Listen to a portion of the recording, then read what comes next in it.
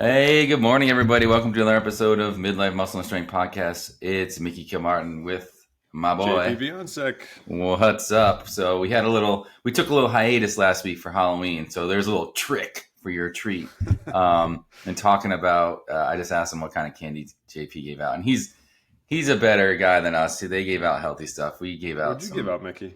some Twix and some Snickers and Reese's peanut butter cups and Kit Kats. Just We against gave my- out the old school. Just against my my health religion. Your morals, you couldn't do My it. morals. Truth be told, we get pretty minimal number of trick or treaters, so I probably ate most of those. So I took one for society. Yeah. I I just feel like candy's so bad. Like just oh god, it's terrible. Refined sugar is terrible. I remember every year I do this. I'm like, I buy one bag of each thing because like you go to the grocery store and it's insane how much there's just boxes of bags of candy and it's like 2 for $5, 2 for $3, whatever, crazy deals. You could easily walk out of there with 10 bags of candy for less than $15 easily. It's terrible. And then you just like, that's an insane amount of just junk sitting in your house. So I always buy like 2 or 3 bags. It all goes in the bowl for trick-or-treating. And then at the end of that night, if it's not gone, then we pretty much will toss it, or I'll eat some of it and then toss it. But it doesn't hang around long because we're not candy people. We're not as good as you guys are with our nutrition stuff, but it's not something that we have in the house really ever. Yeah, I think just not getting in the house. Like we got like healthy candy. Like it was a better choice. Probably more expensive, but it was a better choice. And some like muffins and yeah, I don't know. And we gave out some toys, like just like some dollar store toys. Little trinkets. Yeah, it's just like I don't want it I don't want the candy in my house. So, and then even what my daughter brought home, like we just put back in the bucket, and next day, no candy in the house. It was gone. So, Yeah, gone. So it was quick. So speaking of mistakes made, like me eating all that candy, today's topic is all about client mistakes that we've seen or things clients do or have done over time that we've been doing this for years now, coaching and programming, that end up being roadblocks to success and just sort of pitfalls that they run into. Because nobody's perfect, right? We've made these same mistakes ourselves. We were talking about it before we got on to record that, we're going to be talking about other people, but a lot of this stuff is things that we've done ourselves in our own training. And so it's easy. These are mistakes that are easy to make, but we're just trying to help people avoid them themselves or know what to do if you run into this issue, so that you can get the most bang for your buck out of your, coaching situation. If you hire a coach and you're paying money for it, you're going to want to maximize that value, right? So these are some things that people can do to try to maximize that value and avoid these pitfalls that we've noticed over the years. Yeah, and then even if you're trying to do it on your own as well, like these are things that like you just have to be aware of that you could be facing. So the first one is a lack of consistency. So this is just, you're skipping, skip a workout or skip a meal, or you're just struggling with sticking with a long-term plan. I think that's like very common for anything you're trying that is new, or, that I think it's probably the one thing, the most common thing that people struggle with. I would say lack of consistency. Even clients I meet or talk to, they're like, yeah, I just can't stay consistent. And even for us as parents, like it's tough, like with kids and schedules. And I know we both carve out time early in the day, just before the day starts, the workout, to stay consistent. So you just need to sacrifice one area or like plan a little bit. But I think having a coach to help you, find that time or dial it in is definitely beneficial. Yeah, consistency. I mean, we did a whole episode on how important consistency is, and we did an episode on it, I think, because it is one of the, if not the most important keys to success, but it also can be one of the most important keys to you not having success with your fitness or really anything else, nutrition, diet, whatever, because consistency is what stacks up the wins and leads you to where you want to go. It doesn't work if you're not consistent. So we won't harp on it too much, but yeah, that's how many times have you had discussions with clients who are on the wagon, off the wagon, athletes who just have a lot of trouble. Two good weeks, 1.5 weeks, they disappear, or they are not as consistent. And it just, that up and down is really hard to make progress that way. Yeah, definitely. The next one we have is similar to this, is like an all or nothing mindset. You hear people like, I want a 6-day-a-week workout program to start, and I want to go crazy. It's like, they kind of go all in, and just it's just not sustainable. So like all or nothing, like I think you just have to find that, like we just talked about, consistency, and kind of work through this. But and I think like when people have that mindset, like they have a little setback, they miss a day or two, they're like, that's it, it's over. It's like just maintaining it. It's always, you can always start over, and always have 2 good weeks, have 2 days off, and then go back into it. So I think people kind of, if I'm not doing this 100%, I don't want to do it. And you even here around this time of season, you have people who around the holidays, you're like, I can't be consistent, or I can't do it all, so I'm not going to do any of it. It's like, doing something is always better than nothing. That's so true. How many times, like right now, you're hearing all the people say, you hear a lot of people talking about how it's almost like fulfilling a prophecy, like self-prophecy, like, oh, it's cookie season, or like, I'm going to eat all this junk for 8 weeks, and then I'll figure it out after the holidays. And then it becomes New Year's resolution season. Yep. And they're all in for a couple weeks in January, and then it's over. And then they don't. So this all in mindset is really not beneficial. Because I think there's all this buildup of, I've got to do X, Y, Z 7 days a week, or 2 hours a day, or just something that's way beyond what they can, a bite that they can actually chew and process. They just chomp off something huge and they can't do it, and then it just becomes a doom loop of failure, because they're not succeeding with the all or nothing mindset. So holiday season's tough. So it's actually a good time to start setting up a plan to be successful, because what is it, the average? I've read crazy averages, like 5 to 10 pounds, sometimes 15 during the holiday season people gain. But it's like every year. It's not like they never lose it. So it just it's like slowly builds up on people. It's like, so it's 5 years, 5 pounds sticking.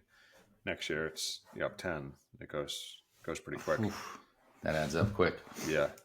Leading into our next topic is poor nutrition habits.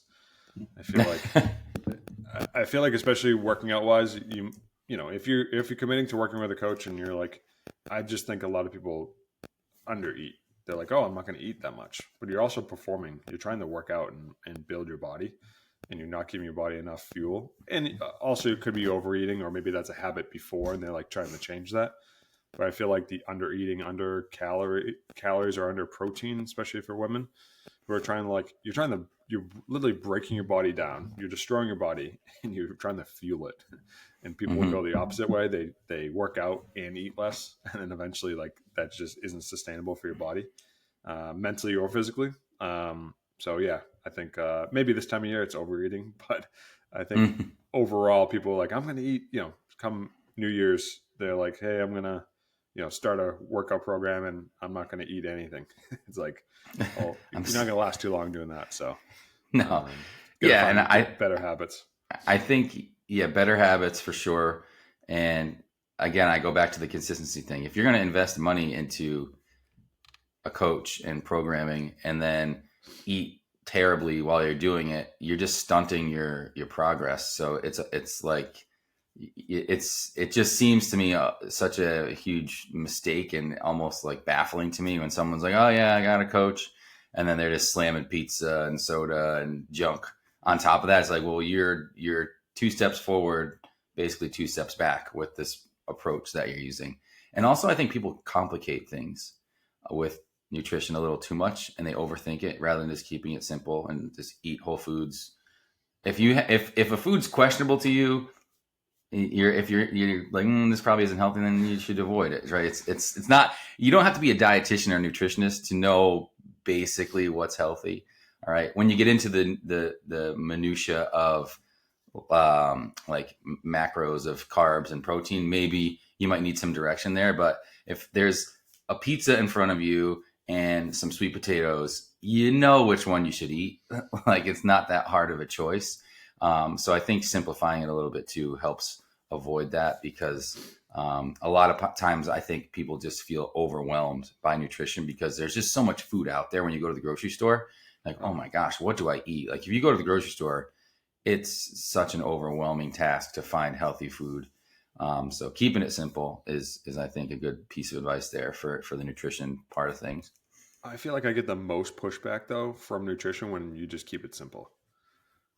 People like it's almost like they want the most complex nutrition plan. It's like literally like stay like out of the grocery store, I probably only eat 10% of the food there. Like it's just it's so overwhelming to go into a grocery store and only pick like the healthy food, because 90% of the food isn't that healthy. No. But yeah, I feel like I give clients all the time a simple plan and they like end up trying to complicate it, or they don't do it at all because it sounds so easy. So I think that's like maybe something I have to work on, but like people just like want more. It's like, it's pretty straightforward. It's easy, but I feel like it's maybe different for them, or I don't know. I just think it's a big part of, like we said, that consistency or sustainability of your training. Mm-hmm. And a lot of results come from nutrition. I think like we talk about it, it's like you have 21 meals in a week to eat. Like you only have with like 5 workouts, maybe 3 workouts, 4 or 5 workouts, like 21 opportunities to make yourself better. And a lot of people, skip that and just try to work out. And it's like, focus on your food. The next one we have is people struggle with time management. We kind of touched on this a little bit, but time management, they struggle with, when do I work out? Or, in reality, they think they have a really busy schedule, but when you break it down, you ask them about it, they're like, oh yeah, I have a ton of time to kind of work out or take time for myself. I think I could find an hour in anyone's schedule that they're wasting, or, could be a little more efficient with. And it's not even an hour. We talked about that in a couple of episodes. It could be 20 minutes. A workout doesn't have to be, you have 2 10-minute segments in your day. That could be a workout, or 2 20-minute segments. Like it doesn't even, I think an hour is, I don't even work out for an hour. So I think like that time management, finding time or making that time late at night, early in the morning. I think people, definitely struggle with that. Yeah.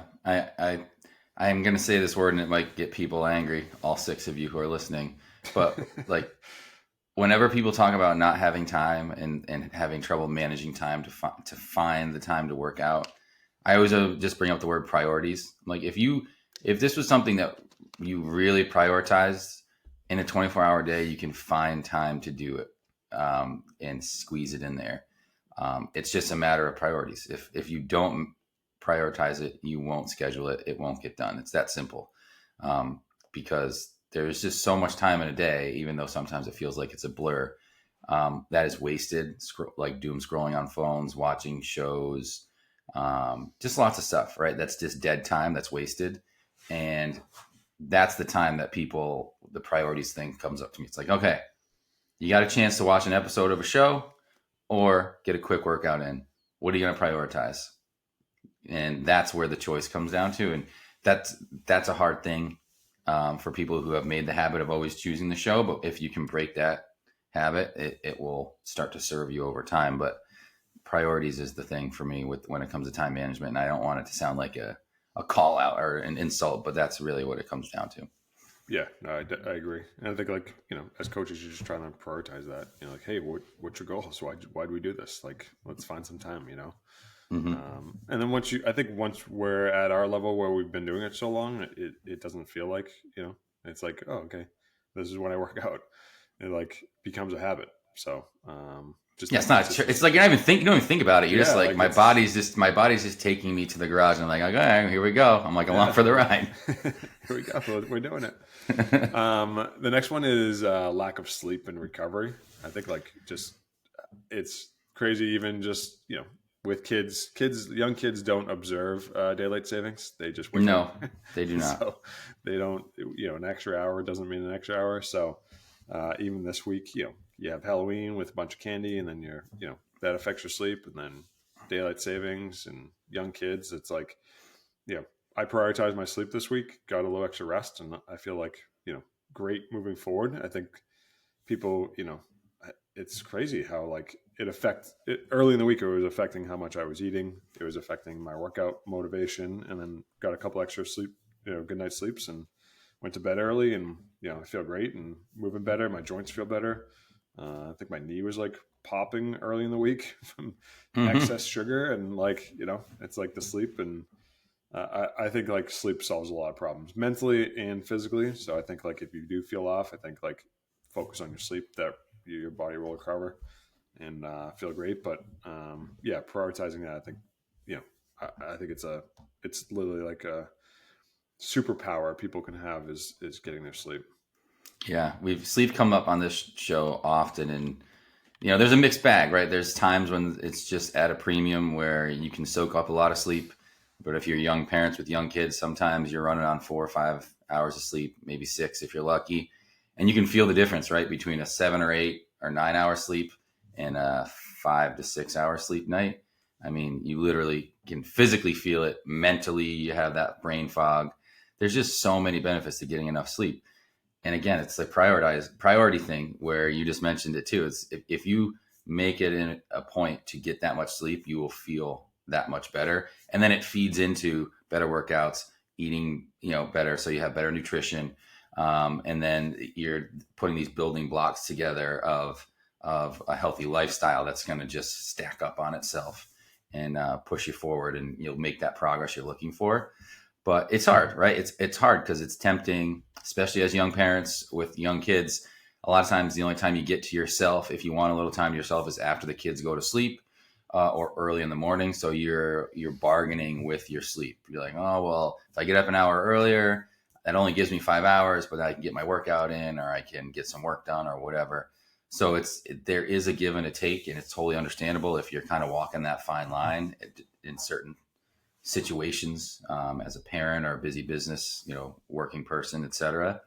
But I think somewhere down the line, you've got to make that hard choice to just prioritize the sleep, and you can't bargain because there's so many. I mean, you could go look up a million studies, but over time, if you're not getting enough sleep, it has impacts on blood pressure, cholesterol, your hormones, all these things. So little small stints of it is okay, but I think eventually you have to get into a very consistent routine of prioritizing sleep just for your general health and wellness, so that you are just feel good and have all those markers are in the right place for you as you get older and as you go down the line.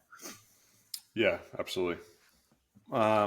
Next one we have is poor movement quality. So like clients who don't move as well, and then or prior injuries, or if you don't move well, it's going to create injuries. A lot of times, like, hey, my hip is really hurting me. It's like, well, let me watch you squat, or like, what's your lunges look like, or my shoulders bother me. It's like, hey, let's watch some movements. I try to always do a movement assessment and start with most of my clients. But if that's not the case and people just want to get started, like, hey, send me some videos. Like, if you don't move properly, like, injuries happen quickly, or and a lot of times that lack of movement, maybe it's mobility, maybe it's strength, maybe it's just knowledge of how to move. I feel like if once that's cleared up, like, a much better progress. But then the biggest thing is like, we want you working out for a long period of time. So just that consistency factor. Like, if you're not injured, if you're injured and you're out for 6 months, it's tough to have a successful year. So it's like, if every other month you're injured, or you're, dealing with something, like, you just need a program that's like making you pain free, moving well. And I think like the quality of movement's a big part to it. And I'd say it's like something I would say that my quality of movement's always been, I've always focused on that. So then, my injury rate's really low. So it's like, I think it goes hand in hand.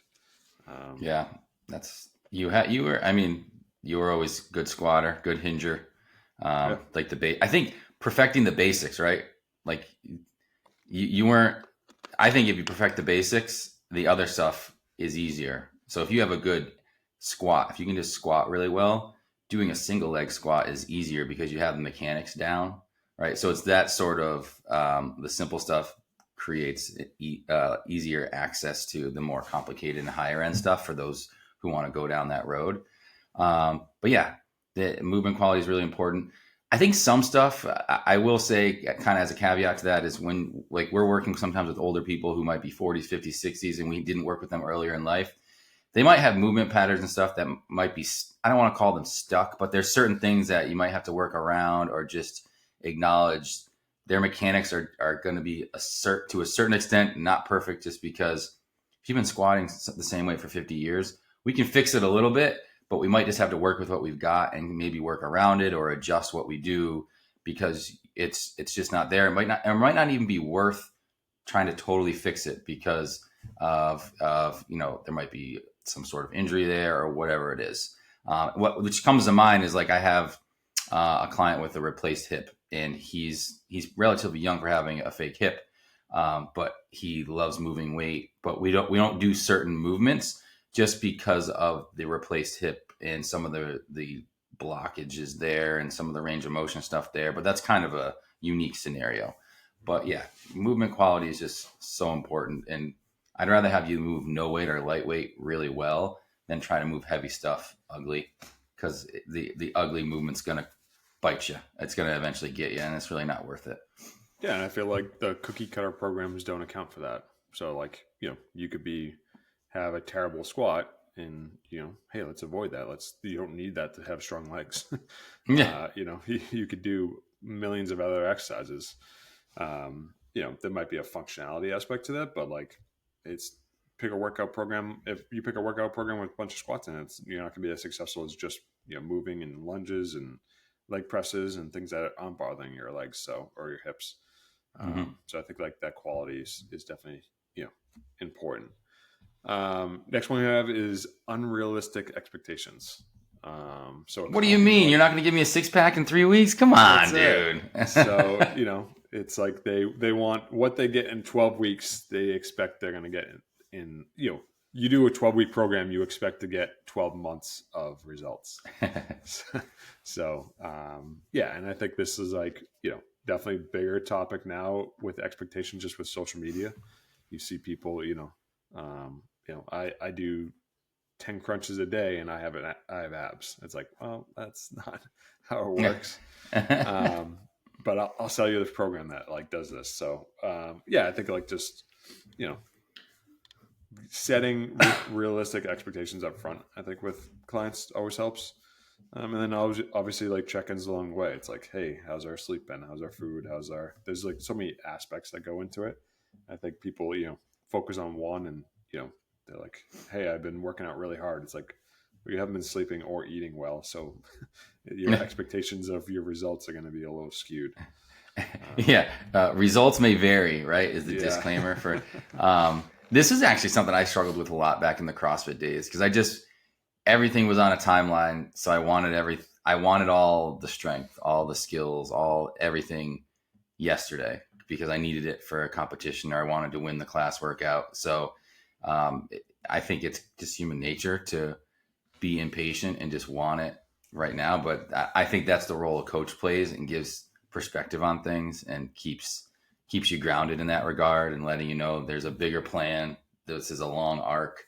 And I'm sure that that's not what people want to hear, but that's the reality, that it takes a long time to get to certain places with your fitness. And all, like you said, all the right stuff has to be there in the formula as well. Like you can't just put in the work for a long time. There's got to be the work, the sleep, the nutrition, and all that as well. So yeah, impatient and shortened timelines, they never work out. If you try to rush things, it ends up backfiring almost every time.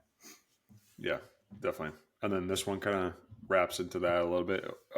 It's like lack of internal motivation. I think people, kind of miss what their why is. We've done a whole episode on this, like what's your why, what keeps you moving, because that like wraps, you tie everything back into it. And I think having a coach who's like, hey, remember we talked about this, and that you want to go on that trip and and feel great with your grandkids and be able to hike, and you're like, oh yeah, I forgot, like that's what I want to do. But I think that like if you have a good internal motivation, intrinsic motivation to keep moving and get your results, and I think that just like sparks everything else. It's like the spark, and then everything else is the fuel you're just dumping on it.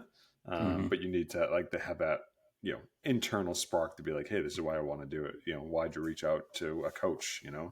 I think along the way, through a 12-week program, you might forget about it. You might be like, oh yeah, this is why I did it. Or it might change so that you always have to be resetting your motivation.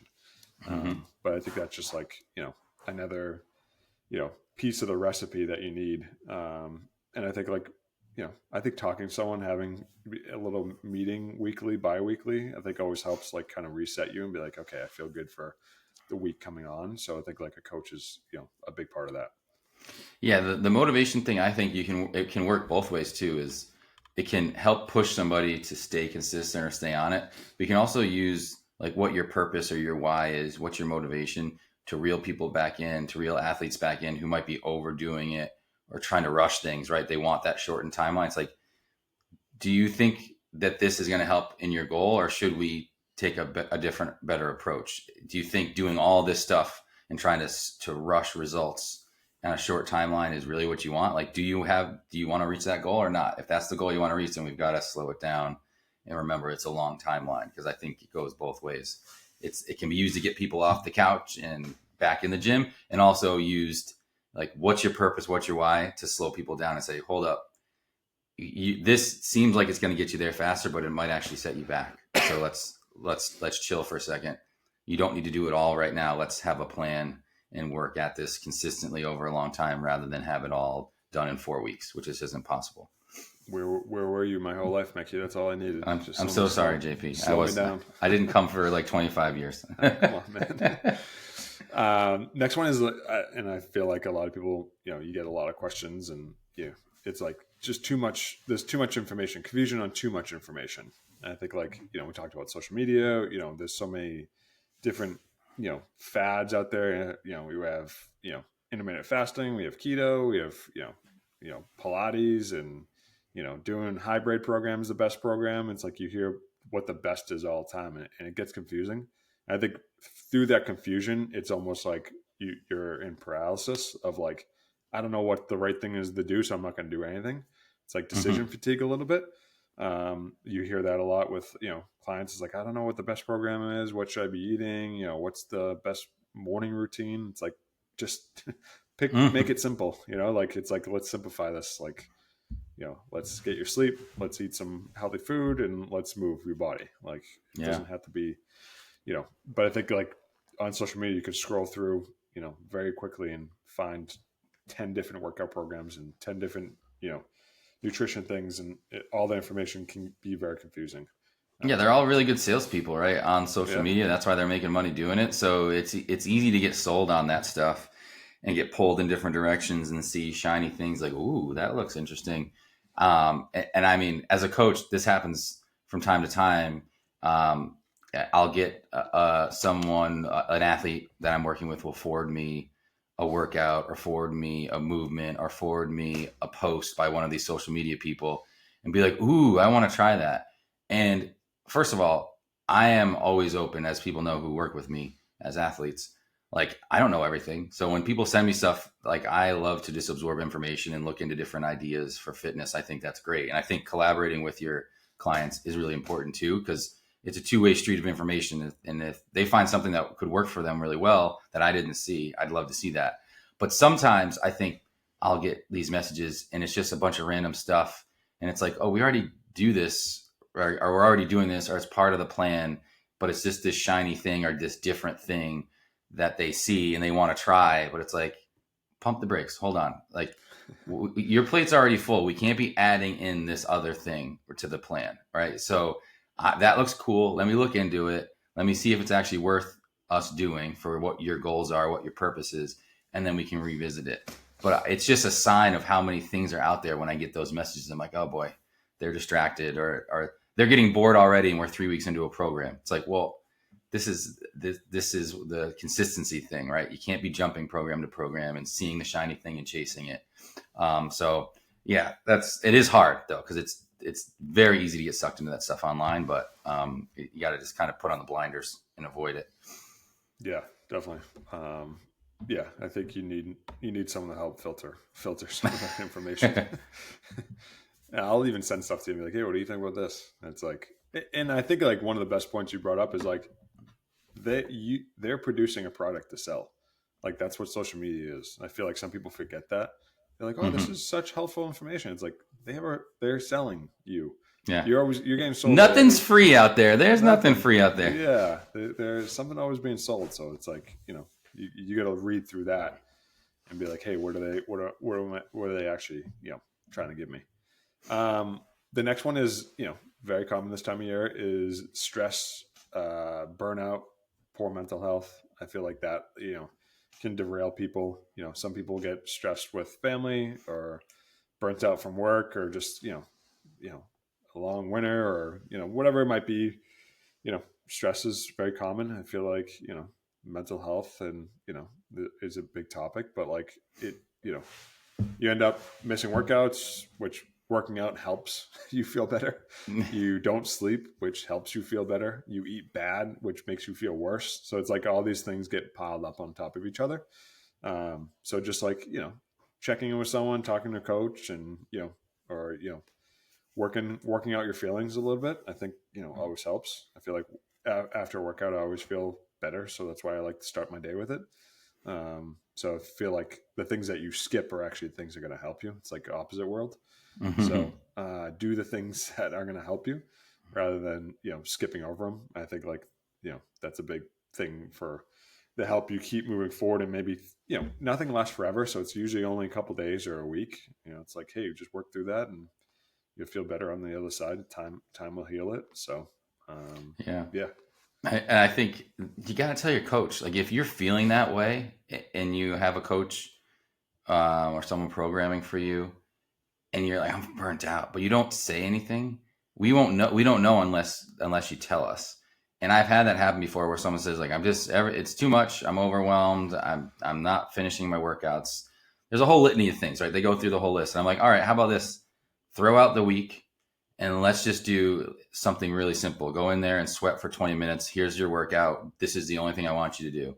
Get in, get out, and let's kind of reset a little bit. Because if I don't know that, I can't send you that workout. I'm just assuming you're doing what I previously sent you. But if that's too much at the moment, let your coach know. And then your coach can send you a different thing that's simpler and doesn't, you can literally don't have to think. It's like brainless. Go in, sweat, leave. And then that can help you sort of reset a little bit and not feel so overwhelmed, because it can feel overwhelming if you open up your email or your app and it's like, here's your workout, A, B, C, D, E, F. And you're like, oh my gosh, this with my kids plus work plus this, I can't do this right now. How about just A?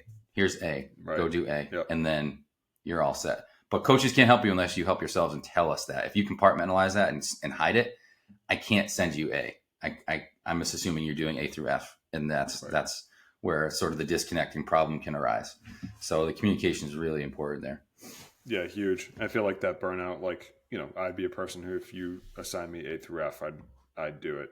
And if I couldn't do all of it, I wouldn't do any of it. Yeah. So all or nothing. All or nothing. All or nothing. Yeah. So it's like, I think definitely like having someone like just be like, hey, like let's do A, B, like just focus on that. Like this is the meat of your program, like, and just kind of simplifying it for you. I think it just takes a you can take a deep breath and relax a little bit. So yeah, I think that constant communication is a big part of it. So I think that was our list, but I think there's one thing. I think there's one thing too that we should point out is if you are making these mistakes on your own, trying to get your own fitness in, one of the best things you can do is reach out to a coach, right? Because I think that's a good segue. The overwhelming thing, I actually a lot of times work with CrossFit athletes who are themselves coaches, and they need a coach because they are overwhelmed and they are burnt out and they don't want to think. And I think a lot of people don't realize that that's one of their biggest issues. You don't have to be a CrossFit coach or even in fitness, but you just don't want to make more decisions. You're a parent, so you're making decisions there. You're at work making decisions there. You got to pick what's for dinner. You got to do this. You got to do this. Having a coach just make this literally feeding you your workout, so that part you don't have to think about, I think is a huge help. And so if you need a coach, where can they find you, JP? JP Wiz on Instagram. You can find me at the Dad Bod Chronicles on Instagram as well. But yeah, I think those mistakes kind of lend itself to, number one, get a coach who can help you navigate that stuff, because it's not easy out there. It ain't easy out there, people.